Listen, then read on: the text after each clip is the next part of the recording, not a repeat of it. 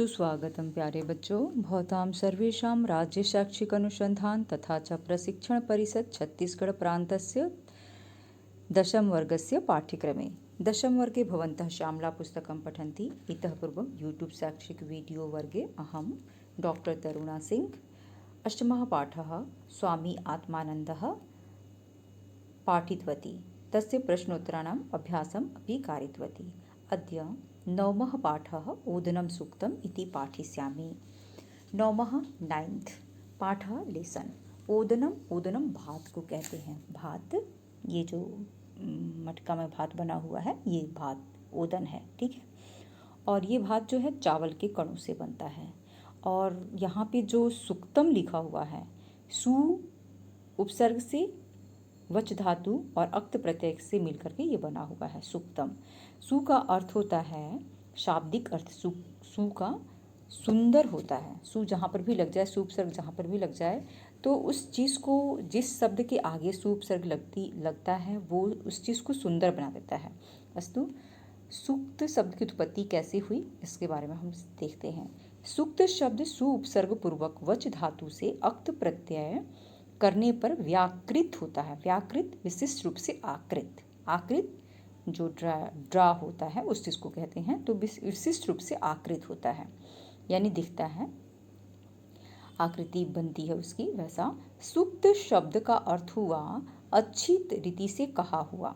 सूक्त सुंदर, उक्त उक्त अर्थात बोला गया, तो सुंदर ढंग से जो बात कहा गया वो सूक्त है। सुंदर ढंग से बोला गया अर्थात अच्छी भावना से, अच्छी रीति से, अच्छी भावना से कही गई जो बात हुई वो सूक्त है। सुंदर बातें जो सुनने में अच्छी लगे और जो उसका अर्थ भी एक अच्छा और एक शुभ फल देने वाला हो, ऐसा चीज़ को अच्छी रीति से कहा गया शब्द सूक्त कहलाता है। वैदिक मंत्रों के पूर्व निश्चित विशिष्ट मंत्र समूह ही सूक्त कहे जाते हैं। वैदिक मंत्रों के पूर्व वैदिक मंत्र लिखे गए, वेद 4 प्रकार के होते हैं, हमको पता है। और तो कह रहा है कि वैदिक मंत्रों के पूर्व निश्चित विशिष्ट मंत्र समूह ही सूक्त कहे जाते हैं। जो वेद मंत्र समूह एक द्वैत्य और एकार्थ प्रतिपादक हो उसे सूक्त कहा जाता है। कह रहा है कि जो वेद मंत्र समूह, जो वेदों के मंत्र लिखे गए समूह एक दैवत्य, एक देवता के बारे में जहाँ पर लिखा गया, सिर्फ जब वेद मंत्रों को लिखा गया तो जिसमें सिर्फ किसी एक देवता को ही आराध्य मान करके उनकी जितने भी उनके बारे में मंत्र लिखा गया वो जो है सूक्त कहलाए। जैसे अग्नि सूक्त, इस तरह से यमी सूक्त, ऐसा। और एकार्थ प्रतिपादक हो उससे, और किसी भी एक अर्थ को बता रहा हो। जैसे इस पाठ में है ओदन सूक्त, हम लोग ओदन सूक्त पढ़ रहे हैं, तो ये एक अर्थ को बता रहा है ओदन के बारे में। ओदन के बारे में कल्पना ऋषि मुनियों ने किस तरह से किया, ओदन अर्थात भात के बारे में, कि भात जो है एक यज्ञ रूपी शरीर है और उसी से ही पूरी सृष्टि प्रक्रिया संचालित हो रही है। ये ऋषि मुनियों की कल्पना है, सुंदर सुंदर कल्पना है, और उसे ही हम सूक्त कहते हैं। तो पठामः किं लिखितमस्ति। नवमः पाठः ओदनं सूक्तम। ओदन अर्थात भात, सूक्तम सुंदर, उक्त सुंदर बातें जो कही गई है।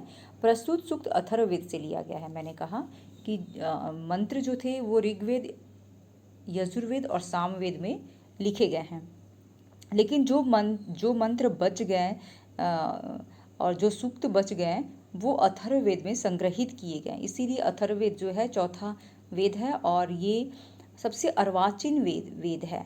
अर्वाचीन बोलने से नया वेद है। बाकी ऋग्वेद, यजुर्वेद, सामवेद तीनों पुराने वेद हैं और अथर्ववेद को नया कहा गया और इसी में ओदन सूक्त का संग्रह है। ठीक है, अग्रे पठामः। चावल पक जाने के बाद भात बनता है। उसमें धान कूटने, फटकने, भूसा निकालने और उसे पकड़ने की कई प्रक्रिया होती है। उसे पकाने की कई प्रक्रिया होती है। मतलब चावल, भात बनने से पूर्व धान को फटका जाता है, फिर कूटा जाता है, फिर भूसा निकाला जाता है। इस तरह से कई प्रक्रियाओं से चावल को गुजरना पड़ता है, तब जाकर कहीं भात बनता है। वैसे ही हमारे जीवन में भी हमें संघर्ष करना पड़ता है। किसी भी चीज़, छोटी सी चीज़ को भी प्राप्त करने के लिए संघर्ष करना पड़ता है और बहुत बार संघर्ष करना पड़ता है, तब जाके एक छोटी सी खुशी हासिल होती है। तो वैसे ही चावल को जीवन की कल्पना चावल के साथ, भात के साथ की गई है। ठीक है, इन सब का रूपक अलंकार की सहायता से वर्णन किया गया है। रूपक अलंकार, अलंकार हम उसे कहते हैं जो आभूषण होते हैं। तो शब्दों का आभूषण रूपक है यहाँ पे, यानी भात में ही पूरे शरीर की कल्पना की गई है, इसलिए इसे यहाँ पे रूपक अलंकार है। यज्ञ करने वाले को इस भात के माध्यम से सभी लोग प्राप्त हो जाते हैं। यज्ञ करने वाले को इस भात के माध्यम से, यानी यज्ञ से भात पकता है और भात, इसी भात के माध्यम से, अर्थात जो भी भात बनने के पूर्व जो क्रियाएं होती हैं, कूटने के, फटकने की और बहारने की जो भी क्रियाएं होती हैं, कूटने, फटकने और भूसा निकालने की जो क्रियाएं होती हैं, उन सब के माध्यम से इस लोक की प्राप्ति हो जाती है। इस लोक में जितने भी सुख दुख जो भी हैं प्रसंग, वो सब देखने को मिल जाते हैं। यह कहकर इसकी महिमा बताई गई है। ठीक है, श्लोक सूक्तयः मध्ये किं लिखिताः सन्ति तत् पठामः। चक्षुर्मुसलं काम उलूखलं। चक्षुर्मुसलं संधि अस्ति चक्षु प्लस मुसलं। द्वितीयः शूर्पम अदितिः शूर्पग्राही वातो पावनिक। द्वितीयः शूर्पम अदितिः शूर्पग्राही वात उपावनिक। ठीक है, संधि है, वात प्लस उपावनिक। तृतीयः अस्ति अश्वः कणः गावः तण्डुलः मशकाः तूषः। ठीक है, संधि है यहाँ पे, इसकी वजह से गावस तण्डुलः मशकास तूषः लिखा हुआ है, लेकिन यदि हम संधि को तोड़ते हैं तो गावः प्लस तण्डुलः मशकाः प्लस तूषः ऐसा होगा। विसर्ग संधि का प्रसंग है। इयम एव संधि है, इयम प्लस एव। पृथ्वी कुंभी भवति राध्यमानस्य ओदनस्य द्यौर अपि धानम। संधि है यहाँ पे दोनों जगह। ऋतम हस्तावनेजनम कुल्यो अपसेचनम। हस्तौ अवनेजनम कुल्यः प्लस अपसेचनम। पांचवें में भी संधि है। उसके बाद छठा है ऋतवा पक्तारः आर्तवाः समिन्धते। सप्तमः अस्ति तस्य ओदनस्य बृहस्पति शिरो ब्रह्म मुखम। तस्य ओदनस्य संधि है, तस्य प्लस ओदनस्य। द्यावा पृथ्वी, द्यावा और पृथ्वी। श्रोत्रे सूर्य चंद्रमसौ असाविक्षुण। सूर्य चंद्रमसौ अवीक्षिणी, ऐसा नहीं, एक्चुअली संधि है यहाँ पे, सूर्य चंद्रमसौ अक्षिणी ऐसा। ठीक है, सूर्य चंद्रमसौ ये दो हैं, इसलिए द्विवचनात्मक रूप हुआ। अक्षिणी भी अक्ष का द्विवचनात्मक रूप है, आँख का। सप्त ऋषिः प्राण अपानः। 7 ऋषि हैं, प्राण और अपान। प्राण अर्थात श्वास और अपान अर्थात निश्वास, इन सबको मिलाकर के 7 ऋषि, इसकी 7 ऋषियों से कल्पना की गई है। ओदनेन यज्ञवचः सर्वे लोका समाप्यः। ठीक है, शब्दार्थः पश्यामः किं लिखितमस्ति। चक्षु आँख, मुसलम मुसल, कामः इच्छा या अभिलाषा, उलूखलम ओखली, दितिः असुरों की माता। क्वेश्चन आता है असुरों की माता का नाम क्या है, दितिः, ध्यान रखिएगा। शूर्पम सूप, अदितिः देवों की माता। ये भी क्वेश्चन आता है कि देवों की माता का नाम क्या है, अदितिः, ध्यान रखिएगा। असुरों की माता अर्थात जो राक्षस लोग हैं उनकी माँ दिति ही है, और देवों की माता अदिति ही है, ध्यान रखिएगा। शूर्पग्राही सूप पकड़ने वाली। अपावनिक भूसे को अलग करने वाला। तंडुलः चावल, मशकः मच्छर, तूषः भूषा, कुंभी स्थाली, राध्यमानस्य पकने वाला। राध्यमानस्य को कहते हैं पकने वाला। द्यौ द्युलोक, अपिधानम ढक्कन, ऋतम पृथ्वी का समस्त जल, अवनेजनम प्रक्षालन के लिए,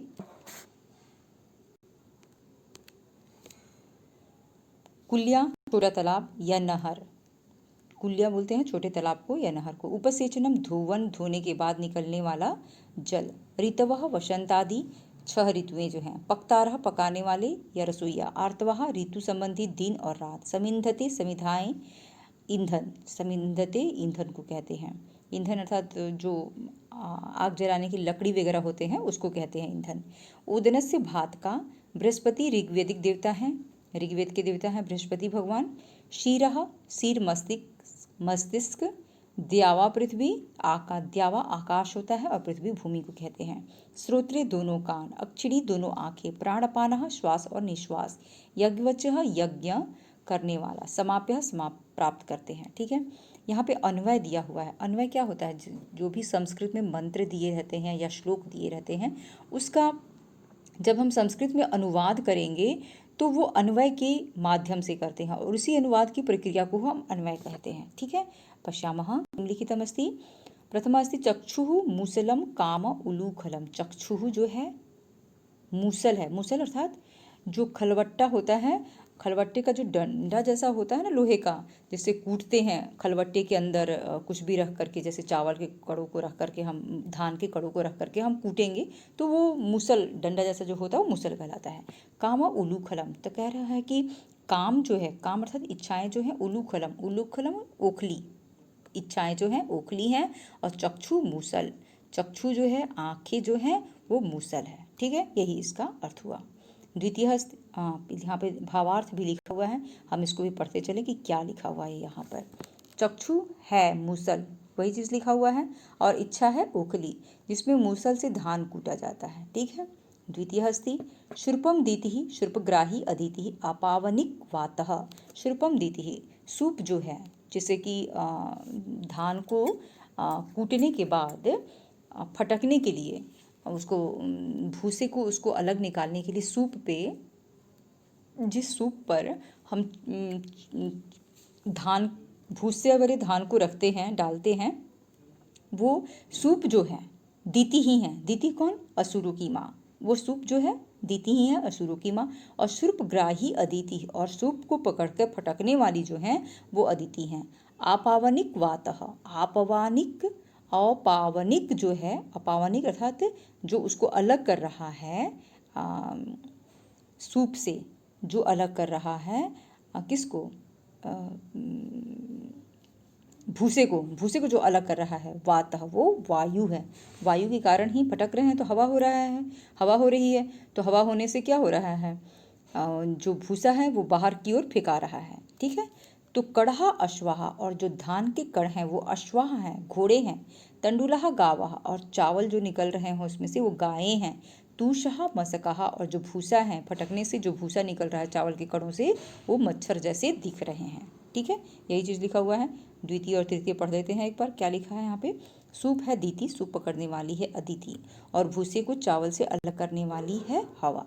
अस्तु, तृतीय पश्यामः। तृतीय किम लिखितमस्ति। चावल है गाय रूप, उसके कण है अश्वरूप, और भूसा है मच्छर रूप। क्षम्यताम्। चतुर्थ अस्ति इयमेव पृथ्वी कुंभी भवति। इयमेव संधि है, इयम प्लस एव, इयम यह, एव ही पृथ्वी कुंभी भवति। पृथ्वी जो है कुंभी है। पृथ्वी कुंभी अर्थात बर्तन है, घड़ा, मटका जैसा, जिसमें कि हम चावल रख के पकाते हैं। ये पृथ्वी जो है वो मटके जैसी है, जिसमें हम चावल रख के पकाते हैं। राध्यमानस्य ओदनस्य, पकाए जाने वाले ओदन का अपिधानम द्यौः, और द्यौ जो है, द्यौ अर्थात आसमान जो है, अपिधानम ढक्कन है पृथ्वी पर। पृथ्वी तो पात्र है जहाँ पे ओदन पक रहे हैं। ओदन अर्थात हम लोग जीव संघर्ष करते हुए, संघर्ष करते हैं ना, आराम से तो सारी खुशियाँ नहीं मिलती है। धान की तरह कूटते हैं हम लोग भी, बहुत ज़्यादा संघर्ष रूपी जो हम जो संघर्ष करते हैं वही धान का कूटना है। तो अपिधानम द्यौः, और जो आसमान है वो ढक्कन है। पृथ्वी पर ओदन पक रहा है और आसमान जो है उस पर ढक्कन लगाया हुआ है। ठीक है, यही चीज़ कह रहा है। चतुर्थ अस्ति पश्यामः। चावल पकने के लिए यही पृथ्वी पात्र बर्तन है, और पकाए जा रहे भात के पात्र का ढक्कन है द्युलोक। ठीक है, अग्रे गच्छामः। पंचमः किं लिखितमस्ति। हस्तावनेजनं ऋतम उपसेचनम कुल्या। हस्तौ, हस्तौ और नेजनम, हस्तौ जो हैं दोनों हाथें जो हैं, और नेजनम ऋतम, क्या दोनों हाथों धोने के लिए, ऋतम अनेजनम धोना, तो हस्तौ अनेजनम, हस्तौ दोनों हाथों के लिए, हस्ता हस्तौ दोनों हाथों के लिए प्रयोग हुआ है हस्तौ शब्द। अनेजनम धोने के लिए, ऋतम जल, पृथ्वी के जितने भी जल हैं वो दोनों हाथों को धोने के लिए प्रयोग किए जा रहे हैं। उपसेचनम कुल्या, और दोनों हाथों के बाद, धोने के बाद, दोनों हाथों को धोने के बाद उपसेचनम, जो जल बचा वो इधर उधर गया तो वो कुल्या में गया। कुल्या अर्थात तालाब और नहरों में गया। पृथ्वी के जो तालाब और नहर हैं वही जब देवों की माता अदिति जो है हाथ धोती हैं तो चावल वही पका रही हैं ना, भात को यही पका रही हैं। तो जब हाथ धोती हैं तो वो जो इधर उधर पानी गया वो पुलिया, तालाब और नहरों में गया, यही चीज़ कह रहा है। पंचमा, हाथ धोने के लिए रीत यानी पृथ्वी का समस्त जल है, और धोवन यानी धोने के बाद निकला जो जल वह छोटा मोटा तालाब है। ठीक है, पंचमः भवत्। षष्ठमः पश्यामः किम लिखितमस्ति। पक्तारः ऋतवः, और पकाने वाले ऋतु हैं। समिन्धते आर्तवः, और समिन्धते ईंधन जो है उसमें जो भात को पकाने के लिए जो ईंधन गैस, जैसे हम लोग कभी गैस पे खाना पकाते हैं तो हमारा गैस ईंधन है, उस जमाने में लकड़ियाँ ईंधन हुआ करती थी। तो समिन्धते आर्तवः, तो इस भात रूपी शरीर के लिए जहाँ पे हम भात पका रहे हैं तो वहाँ पे ईंधन जो है आर्तवाह है। आर्तवाह अर्थात दिन और रात आते हैं, बदलते हैं, परिवर्तन हमेशा होते रहते हैं दिन और रात, जिससे कि ऋतुएं आती हैं, तो उसी से जो चावल है वो पकता है, यही कहने का मतलब है। षष्ठमः अस्ति। चावल को पकाने वाली रसोइया है। वसंत आदि 6 ऋतुएं हैं और ईंधन है ऋतु से संबंधित दिन और रात, उसी चीज को कहा। सप्तमः अस्ति। तस्य ओदनस्य शिरः बृहस्पति, उस ओदन रूपी शरीर का शीर जो है वह बृहस्पति है। मुखम ब्रह्म, और मुख जो है वो ब्रह्म है, यही चीज यहाँ पे भी लिखा होगा। उस ओदन यानी भात का मस्तक है बृहस्पति और मुख है ब्रह्म। हमने पहले बताया था ओदन की कल्पना शरीर से की गई है, तो उस ओदन रूपी शरीर का शीर जो है बृहस्पति है और मुख जो है ब्रह्म है। श्रोत्रे द्यावा पृथ्वी, और श्रोत्रे अर्थात दोनों काने, श्रोत्रम श्रोत्रे ऐसा रूप चलता है, तो श्रोत्रे दोनों काने, द्यावा पृथ्वी, द्यावा अर्थात आसमान, पृथ्वी भूमि है। अक्षिणी सूर्य चंद्रमसौ, अक्षिणी द्विवचनात्मक शब्द है, तो अक्षिणी अर्थात दोनों आंखें जो हैं सूर्य और चंद्रमा हैं उस ओदन रूपी शरीर का। प्राण अपानः सप्त ऋषयः, और प्राण अर्थात श्वास, अपानः निश्वास, ये श्वास और निश्वास जो है 7 ऋषि लोग जो हैं वो लोग की कल्पना की गई है। अस्तु। अष्टमं मध्ये किं लिखितमस्ति पश्यामः। उस ओदन के दोनों कान हैं द्यावा पृथ्वी यानी आकाश और भूमि, दोनों आंखें हैं सूर्य और चंद्रमा, प्राण व अपान वायु 7 ऋषि हैं। प्राण और अपान जो हैं वो 7 ऋषि की कल्पना की गई है। नवमः अस्ति। यज्ञवचः ओदनेन सर्वे लोकाः समाप्याः, इस तरह से यज्ञवचः ओदनेन, यज्ञ रूपी शरीर, यज्ञ में जो आहुति देने के लिए जो बन रहा है ओदन, उस यज्ञ रूपी ओदन वाले शरीर से सर्वे लोकाः समाप्याः, उस